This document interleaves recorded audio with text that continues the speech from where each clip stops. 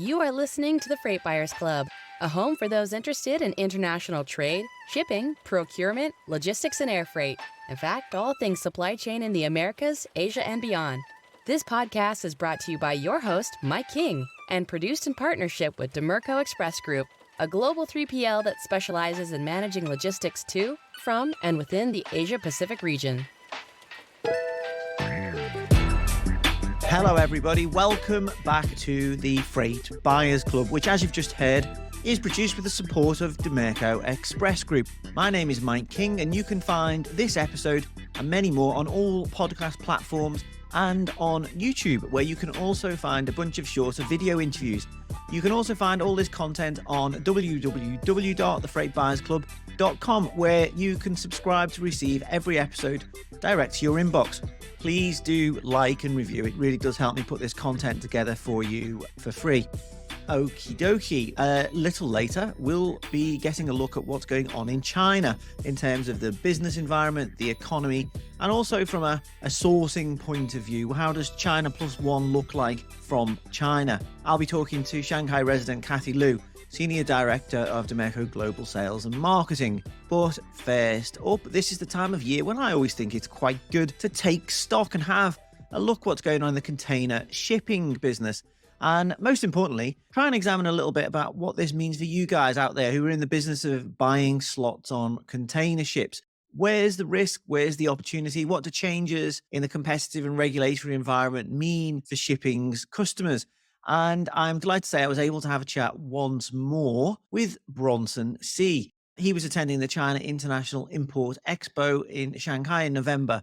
He's probably the most renowned container shipping executive out there.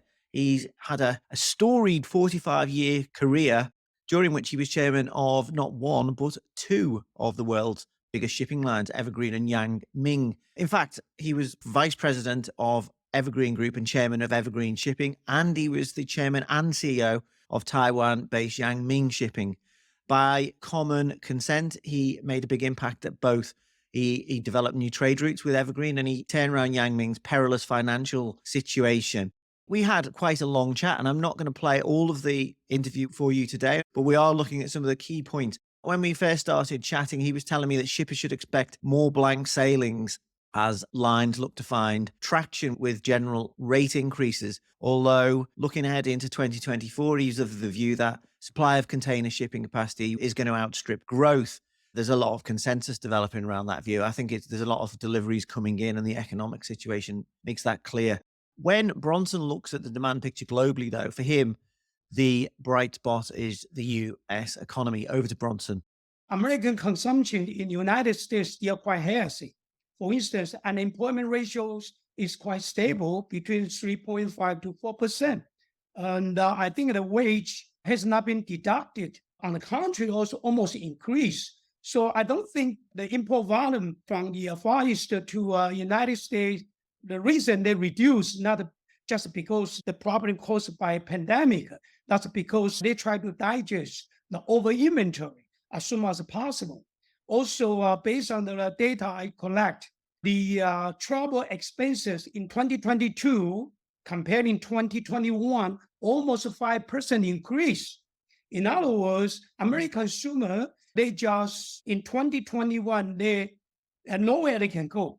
So all the money, especially so-called the relief package, almost $5 trillion US, they go to buy goods because nowhere they can go. And I think that 2023 almost the same. So my conclusion is American consumption is still quite healthy. That's because they try to destock. Based on the report made by NIF, they predict that this stock might become the restock.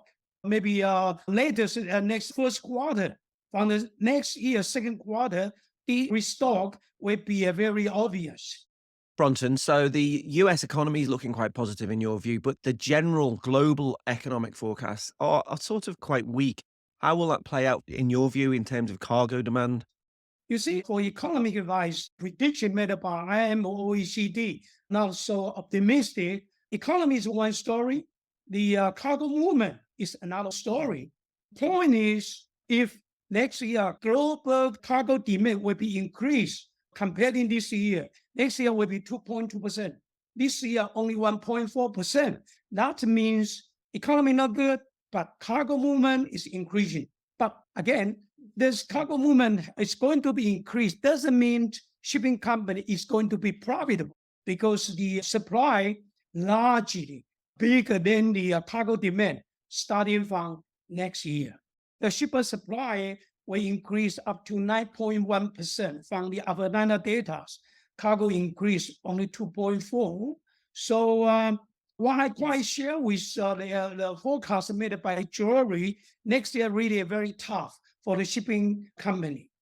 Bronson, Alphaliner released some great data in November that illustrated that only 3 million TEU total global container capacity is actually over 20 years old. Obviously, the implication here is that scrapping or fleet deletions are going to play a relatively small part when we look at the supply side of the container shipping equation. So let me get straight to the point on vessel supply. Did lines overorder? Yes, you are absolutely right. There are several reasons why shipping carrier largely place their shipping order. The first one reason, of course, they make a lot of money. I think you share with me. They are able to afford to make big ship orders. But why they are going to place so huge order? The first one reason, they are going to meet the requirement from IMO because IMO require all the shipping carrier try their best to place a new order with retrofit the equipment can use the green energy like LNG or methanol. In order to reduce, they are going to purchase EUA allowance, you know very well.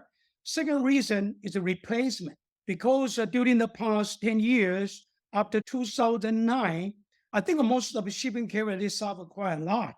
And so some vessels, especially huge vessels, they don't like to build by themselves, would rather to make a long-term lease, maybe 10 years.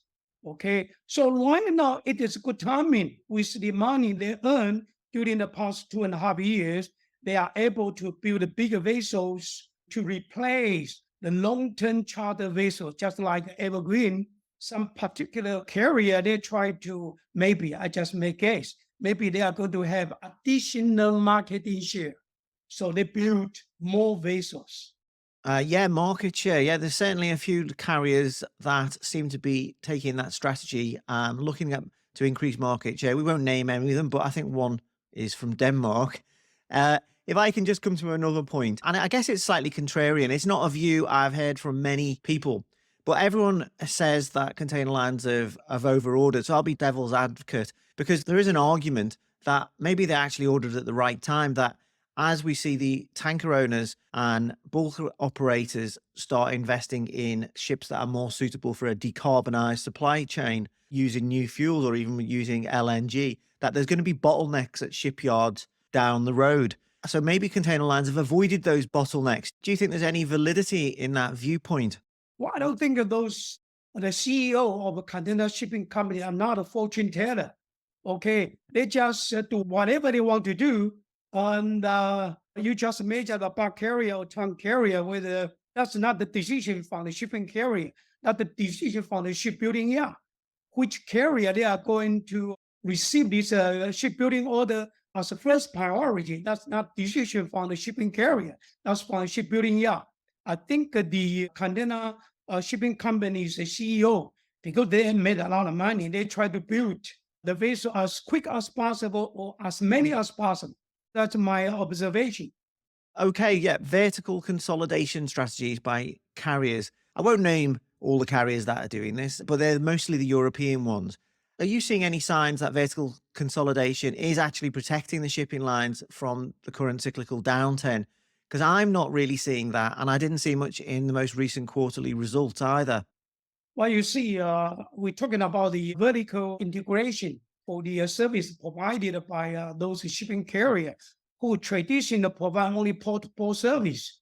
I think the shipping carrier, they learned so much by experience during last 30, 40 years. They realize when you purely manage the service only based on port-to-port, then you are going to suffer some kind of a risk because to own the ship, to build a ship, It's one kind of risk. If you cannot make money, now you will be in trouble. So in order to provide better service to customer, to shipper, if they can provide so-called the value-added service, that's, I think that it can protect their risk in case, maybe, to be honest, for the coming 5 or 10 years, this risk will apparently be showing up on the stage. So if you can provide a so-called end-to-end service, then will be more safe for you to be survive in the shipping industries. That's the reason I think, we don't name which carriers. They are doing this quite seriously. In my personal point of view, that's quite right direction. Because the shipper, they have more choice. They can choose which company they can use by reducing their costs. So some shipping carrier taking this advantage during the 3 years, they have bought a lot of the warehouse tracking company, consolidation company, in order to provide end-to-end service. So you think as a strategy, vertical consolidation is a good idea then, even if it's not making a profit now? You see, if you provide those kind of end-to-end service, to be honest, I think a lot of carrier, shipping carrier, they learn something from the logistics service provider. They don't build any vessels, but they make some profit. But shipping carrier, they buy a lot of assets, but the money they earn every year not same as those logistics service provider earn. I mean, just for our listeners, Bronson, who maybe they're not quite sure how these economics have worked out in the past, if you go back 20 years or more and you look at how the biggest forwarders have turned down cycles into profit, they've rarely been in the red. If you do the same sort of analysis on container shipping lines, though, it's the other way around. They were in the red an awful lot over that sort of 2 or 3 decade period. The exception, of course, being the pandemic. Okay, let's move on. After COVID, we had war in Ukraine. We've now got conflict in the Middle East. We have a civil war in Sudan. How would you explain how events of the last 18 months or so have changed your view of geopolitics and the logistics landscape? How will that guide the future of globalization, at least as far as it affects container shipping? Oh, well, the geopolitical, I think most the cases starting from 2018, that's a tariff war between China and America. And plus this time, the COVID-19, which already, I would say, have driven a lot of foreign investor in China trying to relocate part of their investment in China to elsewhere. Not only the foreign investor, even Chinese investor, they cannot suffer those kind of environment, maybe the labor cost, maybe the other environment. So they also relocated their factory to Southeast Asia, taking the advantage of the RCEP, those kind of development. That's so-called geopolitical. The globalization, some people say, hey, globalization already no more exists in the world. I don't think so. The globalization is still there. Right now, just because they try to diversify as part of their heavy concentration in China to elsewhere, especially to Southeast Asia. So I would like to create another one terminology. I always say globalization to be easy together with regionalization. That's if so many factory move to Southeast Asia. Also, you can name this concentration in Southeast Asia is called regionalization, or maybe Mexico, or regionalization. But doesn't mean globalization already finished. I don't think so. You mentioned RCEP or RCEP, which is the Regional Comprehensive Economic Partnership Agreement, which officially took effect at the beginning of last year. And as you say, it sort of builds on these regional trade agreements, essentially. Now, of course, if we have a more regionalized world, as you've outlined a little bit there, what does this mean for the types of vessels that people have been ordering?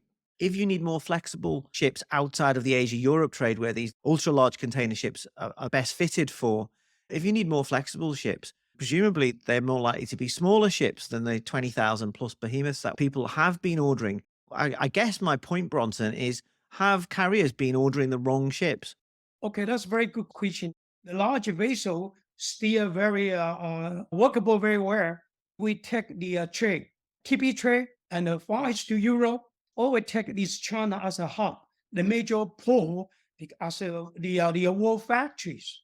The number of the large vessels no need to be reduced, but I would suggest don't build those huge vessels too many in the future, because you may always agree part of the cargo gradually will be relocated or expand to Southeast Asia.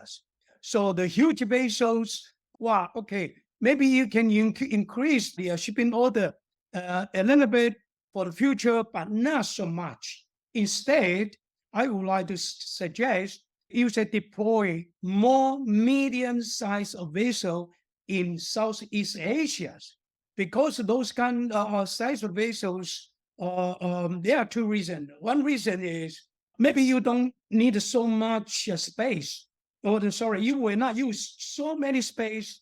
Maybe that's it. If you generate or you load the cargo from Southeast Asia, maybe enough to fill up the vessels in Singapore as a hub center, or the other Malaysia or Thailand, or even Vietnam, or even in the future, Kuala Lumpur in Sri Lanka. That's also good, the hub centers. From here to Europe, then the size of vessel you need, no need to build it so huge, more than 24,000 TEUs. Instead, maybe 16, 15 TEUs size of vessel, that's enough. That's first one. The second one reason is because, we know very well, when the Panama Canal suffered in the persistent drought restrictions, but really very difficult to predict. The Panama Authority, Canal Authority will give you so strong or how long the restriction.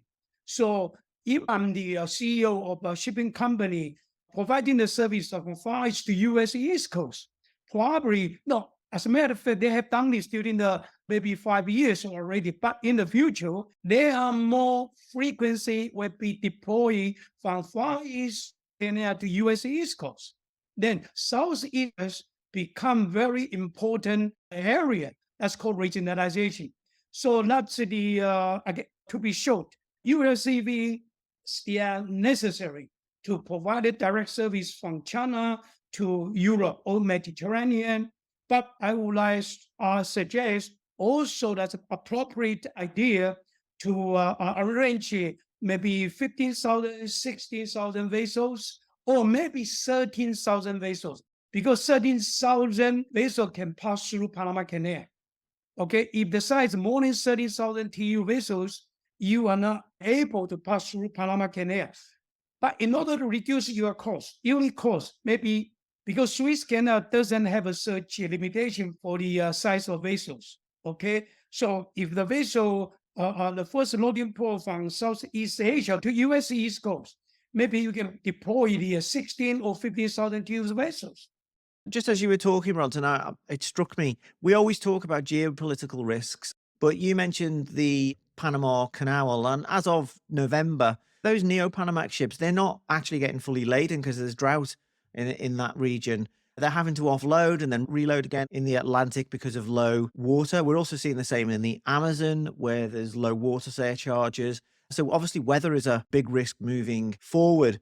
But may I just pivot and ask you another question about the idea of globalization and how a different type of globalization might affect shipping demand? Of course, we have nearshoring, friendshoring, ally shoring, which might change the nature of where that demand growth is in the future if we have more sourcing from places like Mexico for the US market, or from Latin America, or we see shippers moving to India, which we are seeing. Of course, this affects how trade flows. But the other thing is technology. Now, what happens as people need less cargo? I'll give you an example. EV manufacturing in the future. Now, instead of needing parts like you might do in the automotive supply chain, maybe you just need a software update. Is it a concern for you when you look at the long-term future of global container shipping, the fact that there might just be less cargo that needs to be moved? Well, I think also, again, this is very interesting question you just raised up, very important. I think right now the American, I forgot starting from which months, Mexico become the biggest import country. Canada is second. China is number 3. That's quite Wow, the coincidence with what you just mentioned. So also, as a shipping carrier, you have to pay some attention to build the proper size of the vessels in the futures. If those cargo of the factory ship insourcing or the near sourcing for the American investor invest the factory in China, they move back to United States. That's called insourcing. They move Mexico. That's called near sourcing. In the future, they don't need any ship or even an aircraft to ship their cargo from China to United States. Instead, they just need a road transportation from Mexico to United States. So that's really all the shipping carrier got to pay some attention about these kind of tendencies. So I think that you just mentioned earlier, the large vessels don't build too many. You got to be cautious to realize what the change for the shipping industry in the futures. Maybe you don't need to build so huge vessel, not so much cargo out from China already in the futures. But I would to say everybody saw the China export is going to be declined. Well, I don't think so. In the short term, maybe not the decline, but the growth rate, every year the growth ratio will be less. Still, they are going to increase, but the percentage to be increased, to be grow, might be gradually less. On the contrary, the Southeast Asia become very important. So we need a more of this deployment in our the Southeast Asia to elsewhere. Okay, that's my observation. So your view, Bronson, would be that we'll probably see a lot more production moving, certainly to Southeast Asia. We'll see a growing share of, say, US imports will be coming from those countries, and shipping lines need to start planning for this now. Yes. I'll come back to part of my conversation with Bronson a little later when we'll chat about new shipping regulations in Europe. But these issues around globalization and what it means for China were things I discussed with Kathy Liu, Senior Director, Dimerco Global Sales and Marketing. My apologies for the background noise, but Kathy was speaking live on the exhibition floor at China International Import Expo. But certainly what came through from Kathy loud and clear was that she's an optimist on China and believes there are signs the economy is bouncing back. Over to Kathy. So I think after 3 quarters, finally, I think today I get good news about the Chinese economy. Because if you noticed, just yesterday, the IMF announced a figure that they adjust a little bit about the Chinese economy from previous 5.0 to 5.4. And the next year will be adjusted to 4.6. So I think this shows the confidence for the market to the Chinese economy, especially after the pandemic. Kathy, from a China perspective, what's the message on this sourcing conundrum facing a lot of OEMs? Is China plus one over-egged in terms of the negatives for China and this sort of implication that its role as the factory of the world is under threat? I think from my point of view, we still see it positively because, although it's under, let's say, China plus one, but it's actually not only encourage those like European or American manufacturers, they move out of China, or let's say certain percentage out of China into Southeast Asia, India, Mexico. Actually, it's also encourage those Chinese manufacturers.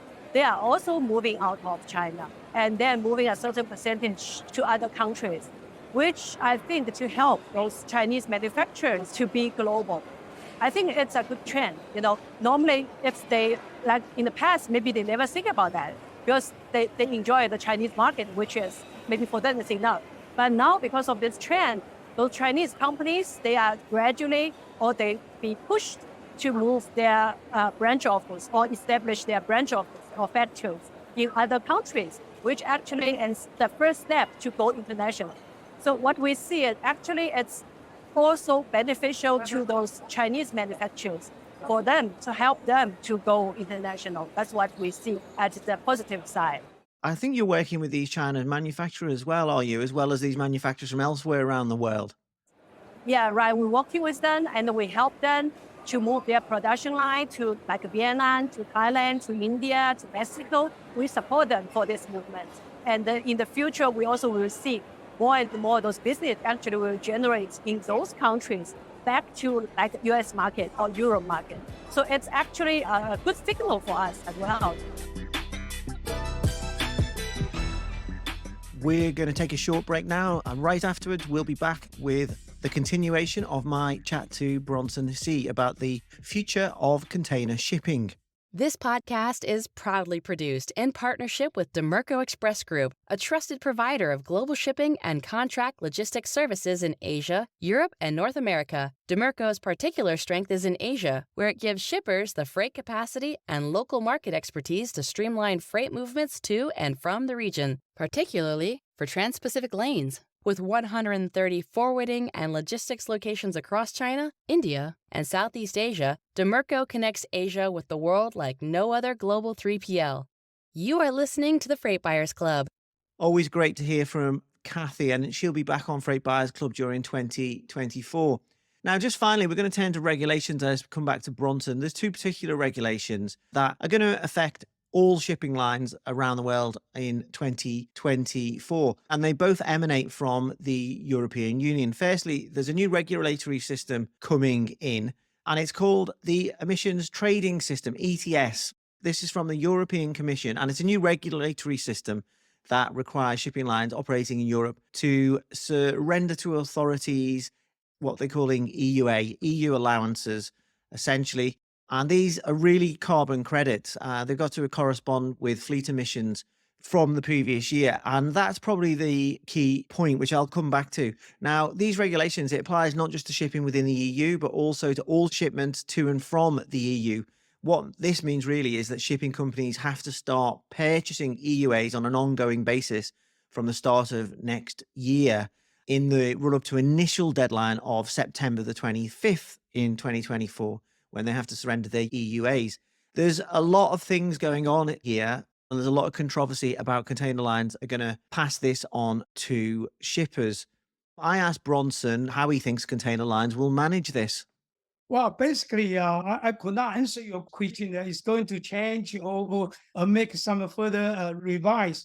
But based on the data I have seen recently, how the shipping carrier is going to this challenge starting from next January. Yes, most of the shipping companies already announced how much money they are going to so-called surcharge generated from the shipper who put their container on the vessel originated from Far East to destination in Europe or Mediterranean. I think this so-called ETS, they got to pay the surcharge. The amount is varies from carrier to carrier. Okay. Some collect maybe $100 per box, per 40 foot. Some maybe $20 per 50 foot.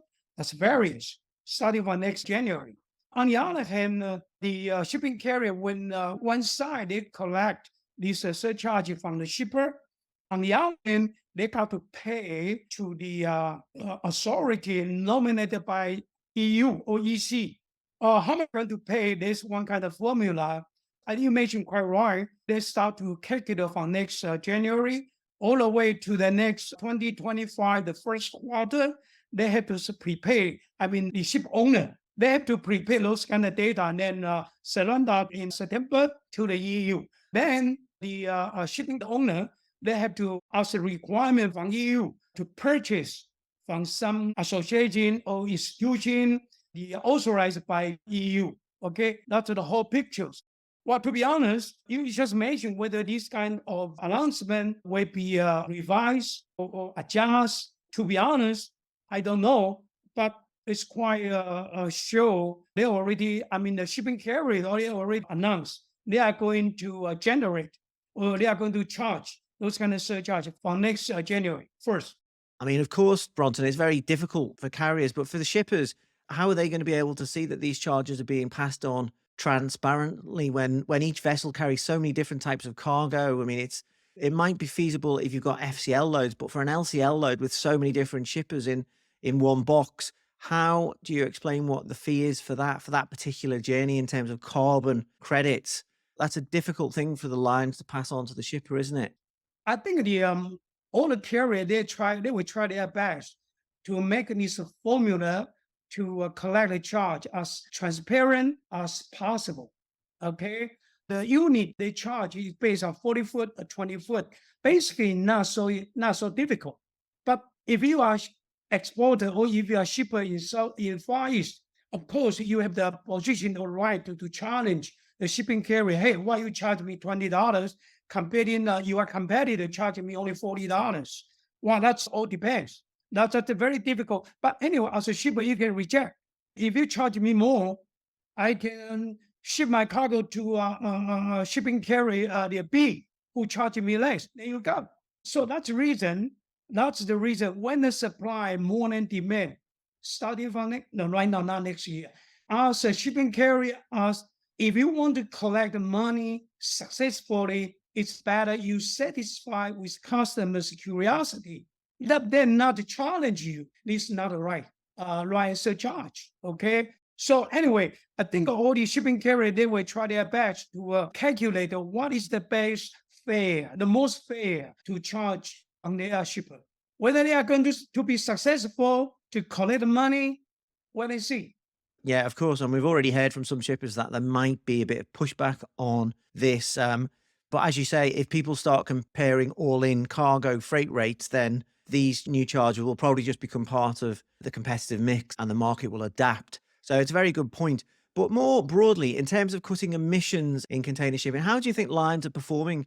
Are you seeing any sort of drive towards a fuel that will be adopted in the future as a means of decarbonising containerized ocean supply chains? I think most of the shipping carrier, they have such a strong goal. Also, they try to reduce, to emit the carbon as much as possible. So that's the reason probably you saw some kind of a statistic from the shipbuilding yards. There is some kind of shipping order. If you calculate it from past January up to now, there are 187 vessels, of which 52%, those new orders are going to retrofit energy with the so-called methanol. 31% LNG. The only less than 15 percentage, they still use traditional fuel oil, the fossil oil. So you can imagine most of the shipping carrier, they try to contribute the clean earth as possible. But of course, where they can get enough methanol or LNG may be easier, but the methanol not easy. Or maybe ammonia also not so easy. But that's one kind of a goal. Most of the shipping carrier try to head this direction. That's no doubt. So I also hope the customer also encourage them try to echo this kind of exercise, trying to protect the earth. So if any kind of surcharge, supposedly they are going to require to pay, I would like to urge, try to, as possible as they can, to protect the clean earth. I would love to ask you a lot more questions about decarbonisation and how container lines are performing. I don't want to lose anyone here because we're going to talk about regulations again. And if you are listening to this podcast and you're thinking, oh, don't know if I can listen to a bit more on regulations, well, do please bear in mind that Bronson's been here and bought the t-shirt on how regulations affect shippers and shipping lines. So there's probably no one better to listen to. If you listen to one person, it's Bronson. What I'd like to discuss is the European Commission has decided not to renew liner shipping's exemption from competition rules. This happened in October, and it was quite the shock to industry. Most people had assumed it would be extended. So the regulation in question is the 2009 Consortium Block Exemption Regulation, which has basically allowed carriers to operate vessels sharing capacity agreements and pool their capacity. What this means is that lines will now fall under general competition rules. Essentially, they'll just become like any other industry in Europe, but they were excluded from this sort of oversight previously. Now, the idea from the Commission, or how they've at least explained their ruling, is they don't want EU businesses and consumers to essentially be burned by carriers. And a lot of politicians felt that was what happened during the pandemic. What does this mean for carriers, though, Bronson? How are they going to adapt these vessel sharing agreements? Is it going to affect the alliance system? Is it going to rip up the alliance system? I don't think so. As you mentioned, the EC, they just regulated this kind of decision to stop the extension for the CBER, consortium block. The most important is block exemption regulations from April 25th next year.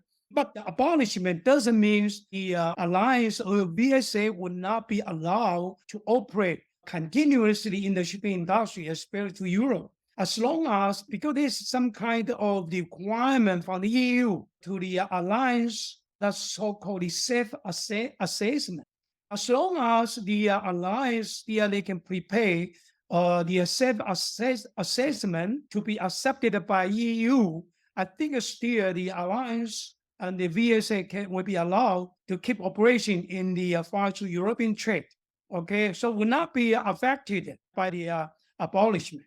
So, Bronson, we've already seen the 2M alliance of Maersk and MSC split, or at least they're in the process of splitting. Your view is that this won't really affect the other lines at all with this new regulation for competition rules? I don't know. I'm not a fortune teller, but based on the their competitor, you think it is quite right choice, I think they will follow, no doubt. But if they don't think it's quite right, so I think the other carriers probably they are going to watch the future development after the divorce.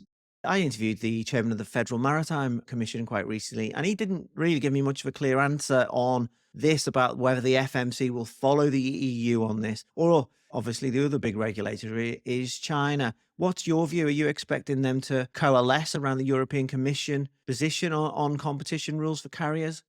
Well, you see, the up to now, we have not seen or heard any report about this response to the EU's recent action from any newspaper media. So I really don't know. But if I ask my personal perspective, if you are going, the Chinese government or the American government, if you try to, if they are going to intervene with some kind of a modification to weather this case, that will create a lot of inconvenience to the alliance. Because every country, the authority, their own thinking or their own policy. How can you ask the alliance start to generate cargo, for instance, from Shanghai all the way to Hamburg? So you got to meet the different policy from the different countries, how they can work smoothly. You know what I mean? So it's better we have some kind of the global system. That's almost everyone is similar. Don't create a different policy. That's become disaster. Bronson Hsieh, it's been my pleasure.